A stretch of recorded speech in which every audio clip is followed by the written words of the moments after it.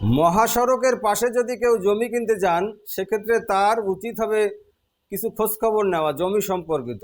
তার খোঁজখবর নিতে হবে রোডস অ্যান্ড হাইওয়ের সাথে, যে এই জমি তাদের কোনো অধিগ্রহণের ভিতরে কতটুকু আছে, নতুবা আপনার জমি কোনো একদিন রোডস অ্যান্ড হাইওয়ে আপনার রাস্তার মাঝখানে বিল্ডিং নিয়ে যাবে।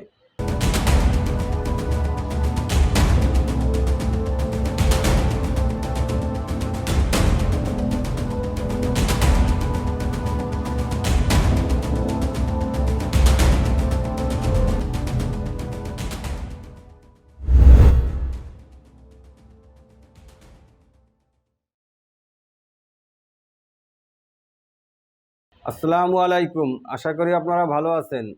যে কথা বলতেছিলাম, মহাসড়কের পাশে জমি কিনতে গেলে তাদের উচিত জমি রেজিস্ট্রি করার আগে রোডস অ্যান্ড হাইওয়ের দপ্তরে যায় তাদের কাগজপত্র নিয়ে দেখা উচিত যে তাদের এই রোড কত ফিট চওড়া তারা অধিগ্রহণ করছিল। তারপরে আপনি সেই ম্যাপ অনুযায়ী আপনি মাপবেন, তারপরে জমি দখল দেখবেন। তো নারায়ণচন্দ্র নামে এক ভদ্রলোক, উনি তার জীবনের সমস্ত কষ্ট অর্জিত পয়সা দিয়ে রোডস অ্যান্ড হাইওয়ের পাশে, ওই মহাসড়কের পাশে 5 কাঠা জমি কিনছিলেন।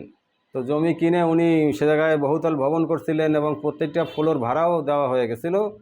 উনি নারায়ণ সাহেব খুব ভালোভাবে সুখ শান্তিতে দিন কাটাচ্ছিল। হঠাৎ রোডস অ্যান্ড হাইওয়ে থেকে কর্মকর্তারা আসে এবং তারা লাল পতাকা টানায় দিয়ে যায় রাস্তার দুই পাশে, ওই রাস্তা আরও চওড়া করবে। 1958 সালে এই রোডস অ্যান্ড হাইওয়ে ওই 120 ফিট চওড়া রাস্তা অধিগ্রহণ করে। ওই সময় তারা মাত্র 60 ফিট রাস্তা পিচ রাস্তা করে, আর বাকি 30 ফিট এই পাশে, 30 ফিট রাস্তার এই পাশে রেখে দেয়। তো ওই 58 সালের থেকে মানুষ যাদেরকে অধিগ্রহণ করছিল তারা ওই ভোগদখলে থাকে। তো পরবর্তীতে তারা ওই রাস্তা মানে 60 ফিট রাস্তা একেবারে গা ঘেঁষে পাঁচিল টাচিল করে ঘর বাড়ি বানায়, ওইভাবে তাদের এই পর্সাও হয়। কিন্তু রোডস অ্যান্ড হাইওয়ে যে অধিগ্রহণ করছে এই কথা কেউ আর স্মরণে রাখে না। তো নারায়ণ সাহেব সহজ সরল মানুষ, উনি মানে জমির পজিশন দেখে উনি খুব পছন্দ করছিল যে এই জায়গায় নিলে আমার বাণিজ্যিকটা ভবন হবে, ভালো হবে। তো উনি ওই সময় রোডস অ্যান্ড হাইওয়ের ওই ইয়েটা দেখেন নাই। এরপরে ভবন টবন হওয়ার পরে ওই রোডস অ্যান্ড হাইওয়ে তাদের রাস্তা বড় করবে, কারণ বর্তমান তো বাংলাদেশের সব জায়গায় যোগাযোগ ব্যবস্থা সুন্দর করার জন্য আর আগের চাইতে তো মানুষ এবং পরিবহনও বাড়ছে, যার কারণে প্রত্যেকটা মহাসড়ক আরও বেশি চওড়া করতে হচ্ছে। এখন রোডস অ্যান্ড হাইওয়ে চিন্তা করছে আমরা যেটুকু অধিগ্রহণ করছি 120 ফিটই রাস্তা করে দেবো, 2 লেনের, আগে তো 1 লেনের ছিল।